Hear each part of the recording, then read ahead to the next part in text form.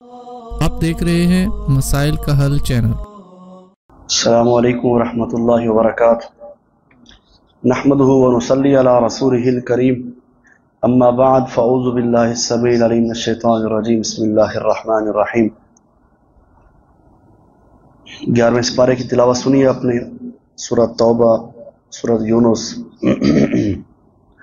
اللہ رب العزت فرماتے ہیں وَعَلَى الثَّلَاثَةِ الَّذِينَ خُلِّفُوا حَتَّى إِذَا ضَاقَتْ عَلَيْهِمُ الْأَرْضُ بِمَا رَحُبَتْ وَضَاقَتْ عَلَيْهِمْ أَنفُسُهُمْ وَظَنُّوا أَن لَّا مَلْجَأَ مِنَ اللَّهِ إِلَّا إِلَيْهِ ثُمَّ تَابَ عَلَيْهِمْ لِيَتُوبُوا إِنَّ اللَّهَ هُوَ التَّوَّابُ الرَّحِيمُ۔ يَا أَيُّهَا الَّذِينَ آمَنُوا اتَّقُوا اللَّهَ وَكُونُوا مَعَ الصَّادِقِينَ۔ صدق اللہ العظیم۔ ان آیات میں اللہ رب العزت نے سچ بولنے والے کو بہت بڑا انعام عطا کیا۔ یقیناً سچا بندہ اللہ کو بڑا ہی پسند ہے۔ اللہ کے تمام نبی سچے تھے، نبی علیہ السلام کے تمام اصحاب بھی سچے تھے۔ اس لیے اللہ رب العزت نے جب انعام دینے کی باری آئی تو نبیوں کے ساتھ سچے لوگوں کا انتخاب کیا۔ اولئک انعم اللہ علیہم من النبیین والصدیقین، سچے لوگوں کا اللہ نے انتخاب کیا۔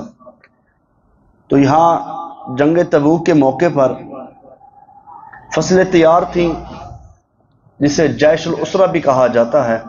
تنگی کا سال تھا تو کچھ لوگ پیچھے رہ گئے تھے جنگ سے، تو نبی علیہ السلام جیسے واپس آئے تو ان میں ایک بڑی جماعت تو منافقین کی تھی، جنہوں نے بہت سارے جھوٹ باندھ کے ادھر ادھر کی باتیں کر کے اپنی جان چھڑا لی۔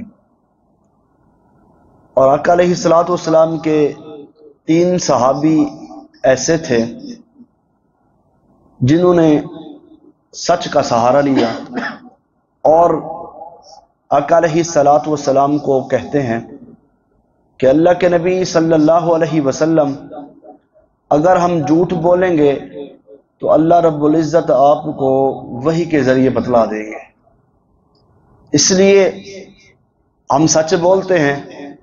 ہم سے غلطی ہو گئی تو اللہ رب العزت نے ان تینوں بندوں کا نقشہ کھینچ کر اللہ فرماتے ہیں وَعَلَى الثَّلَاثَةِ الَّذِينَ خُلِّفُوا، اور وہ 3 آدمی پر اللہ رب العزت نے مہربانی کر کے ان کا معاملہ ملتوی رکھا، حتیٰ کہ بما رحبت وضاقت علیہم انفسہم وظنوا ان لا ملجأ من اللہ الا الیہ، حتیٰ کہ زمین اپنی فراخی کے باوجود ان پر تنگ ہو گئی تھی۔ مطلب یہ ہے کہ اب سچ بول دیا تھا تو سارے لوگوں نے باتیں کی، دیکھو جی انہوں نے یہ کیے، جنگ سے پیچھے رہ گئے، یہ جنگ سے پیچھے رہ گئے۔ تو ایک زمین، فراخ زمین کہتے ہیں، ہمیں تنگ محسوس ہوتی تھی۔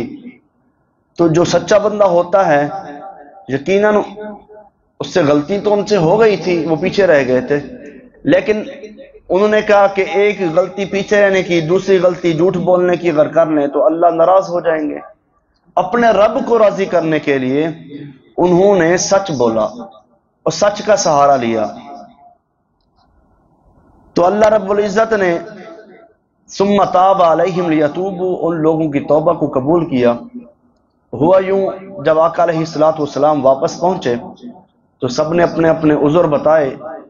انہوں نے بھی، ایک سیدنا کعب بن مالک رضی اللہ تعالی عنہ، دوسرے ہلال بن امیہ رضی اللہ تعالی عنہ، اور تیسرے مرارہ بن ربیع رضی اللہ تعالی عنہ۔ یہ 3 صحابی تھے جو پیچھے رہ گئے تھے، اور ان کی توبہ اللہ رب العزت نے قبول کی سچ بولنے کی وجہ سے۔ تو آقا علیہ السلام کے 3 صحابی، تو نبی علیہ السلام نے پھر اعلان کر دیا کہ کوئی بندہ ان سے آج کے بعد گفتگو نہیں کرے گا۔ آسمان سے آرڈر آ گیا تھا۔ تو کہتے ہیں 40 دن گزرے، اتنی تکلیف میں ہم تھے کہ ایسا لگتا تھا کہ پوری زمین جو ہے، ہر بندہ ہمارے لیے اجنبی ہے، ہمیں کوئی جانتا نہیں ہے، نہ ہماری کوئی بات سنتا ہے، تو نہ ہی ہمارا کوئی مسئلہ حل کرتا ہے، نہ ہی ہمارا کوئی دکھ درد کوئی سنتا ہے۔ 40 دن گزرنے کے بعد پھر وحی آ گئی کہ اے نبی صلی اللہ علیہ وسلم، آپ انہیں کہہ دے کہ یہ اپنے گھر والوں سے بھی علیحدہ ہو جائیں۔ پھر سختی کر دی گئی، پھر آزمائش 50 دن گزرے۔ نبی علیہ السلام اپنی بیوی سیدہ ام سلمہ رضی اللہ تعالی عنہ کے گھر میں تھے، تو وہاں پر وحی نازل ہوئی، رات کا ٹائم تھا کہ اے نبی صلی اللہ علیہ وسلم، یا ایھا الذین آمنوا اتقوا اللہ وکونوا مع الصادقین، اے نبی اپنے یاروں کو بتلا دیں جنہوں نے سچ بولا تھا، اللہ سچ بولنے والوں کے ساتھ ہے۔ غلطی تو ہو گئی تھی انسان سے، لیکن اس کے باوجود بھی سچ بولنا یہ اللہ کو پسند آیا۔ دنیا کے اندر اس کا اگر حساب ہو جائے تو پھر یہ سب سے بہترین بات ہے۔ تو سیدہ ام سلمہ رضی اللہ تعالی عنہ فرماتی ہیں کہ مجھے بڑی خوشی ہوئی کہ میں یہ جلد ہی پیغام جو ہے کعب بن مالک تک پہنچاؤں۔ تو پوچھتے ہیں اللہ کے نبی میں بھی رات کو پیغام بھجوا دوں؟ آقا فرماتے ہیں نہیں، ابھی تو لوگ سوئے ہوئے ہوں گے، صبح دیکھیں گے۔ تو صبح کی نماز کے ٹائم نبی علیہ السلام نے اعلان کروایا کہ اللہ رب العزت نے اپنے 3 بندوں کی توبہ کو قبول کر لیا ہے، اور خالی توبہ قبول نہیں کیا، اللہ نے قبول کر کے ان کے لیے معافی کا بھی اعلان کر دیا ہے، اور اللہ نے یہ بھی کہہ دیا کہ میں سچے لوگوں کے ساتھ ہوں۔ نبی علیہ السلام فرماتے ہیں علیکم بالصدق فإن الصدق يهدي إلى البر وإن البر يهدي إلى الجنة۔ نبی علیہ السلام فرماتے ہیں ہمیشہ سچ کو لازم پکڑو، یقیناً سچ بہت بڑی نیکی ہے، اور یہ ایسی نیکی ہے جو جنت کی طرف رہنمائی کرتی ہے۔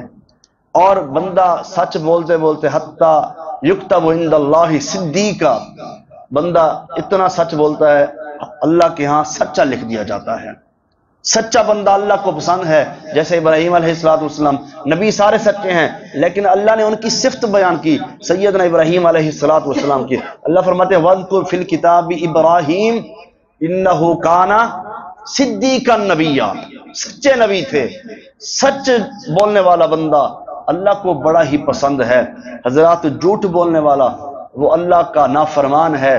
کل بھی آپ نے حدیث سنی جھوٹ بولنے والے کی علامات کے بارے میں، تو سچ بولنا چاہیے، سچ کو لازم پکڑنا چاہیے، پوری دنیا مخالف بن جائے سچ بولے انسان۔ استاد ہے تھوڑی دیر کے لیے ناراض ہوگا، والدین ہیں تھوڑی دیر کے لیے ناراض ہوں گے، لیکن سچ بولنے والا اللہ کے ہاں تو سرخرو ہو جائے گا نا۔ آج ہمارے معاشرے میں جھوٹ کو پروان دیا جاتا ہے، ہمارے گھر میں جھوٹ بولا جاتا ہے، ہمارے بچوں کے اندر جھوٹ بولا جاتا ہے۔ بچہ سکول لیٹ پہنچا تو اس نے جھوٹ بول دیا، چھٹی کی تو اس نے جھوٹ بول دیا، کلاس میں لیٹ ہے تو اس نے جھوٹ بول دیا، کیونکہ وہ گھر سے جھوٹ سیکھ کر جاتا ہے۔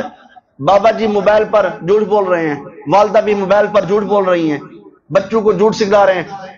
حدیث میں آتا ہے کہ اگر کوئی ماں اپنے بچے کو بلاتی ہے بیٹا ادھر آؤ آپ کو چیز دوں، تو اگر وہ چیز نہیں دیتی پھر وہ جھوٹی لکھی جاتی ہے۔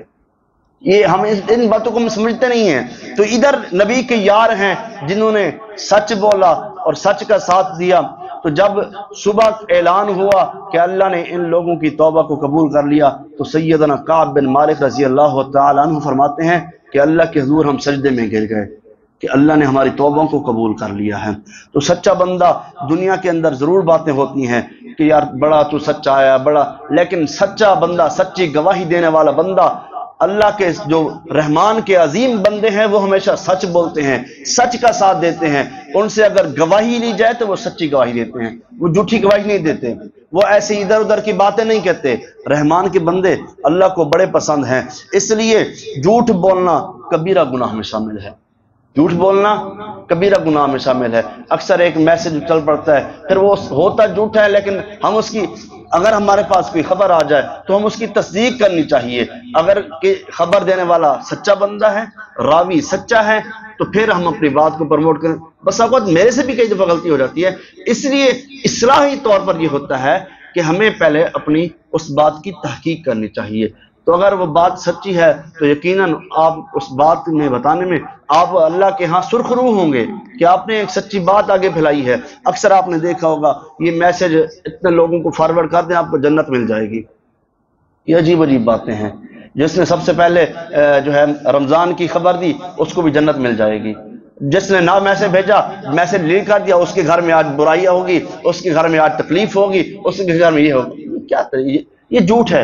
ابھی 1 اپریل آنے والا ہے, تو ہمارے ہاں بڑے معاشرے کے اندر 1 اپریل کو اپریل فول منایا جاتا ہے, بڑا جھوٹ بولتے ہیں لوگ, حالانکہ کچھ بھی نہیں ہوتا, صرف ڈرانے کے لیے. تو یہ انتہائی گھٹیا حرکت ہے. نبی علیہ الصلوۃ والسلام فرماتے ہیں مومن جھوٹا نہیں ہو سکتا, اس کے اندر واقعی خامیاں ہو سکتی ہیں, نماز اس سے رہ سکتی ہے اور باقی معاملات میں کمی پیشی اس سے ہو سکتی ہے, انسان ہے, غلطی ہو جاتی ہے, لیکن جھوٹا نہیں ہو سکتا. مومن جھوٹا نہیں ہو سکتا, اور جو جھوٹ بولے وہ مومن نہیں ہو سکتا. مومن جھوٹا نہیں ہو سکتا, جو جھوٹ بولے وہ مومن نہیں ہو سکتا. اس لیے آپ ہر جمعے کے اندر قرآن کی آیت سنتے ہوں گے سورۃ احزاب کے اندر, یا ایھا الذین آمنوا اتقوا اللہ وقولوا قولا سدیدا. ایمان والو اللہ سے ڈر جاؤ, جب بھی بات کرو سچی بات کیا کرو, ورنہ اگر سچی بات نہیں کرنی, اچھی بات نہیں کرنی, تو پھر خاموشی رہنا چاہیے انسان کو. تو اس لیے سچ بولنے والا اللہ کو پسند ہے. اللہ رب العزت سے دعا ہے کہ رب العالمین جو سنایا ہے اس پر سب سے پہلے مجھے پھر آپ احباب کو عمل کرنے کی توفیق عطا فرمائے. وآخر دعوانا الحمدللہ رب العالمین.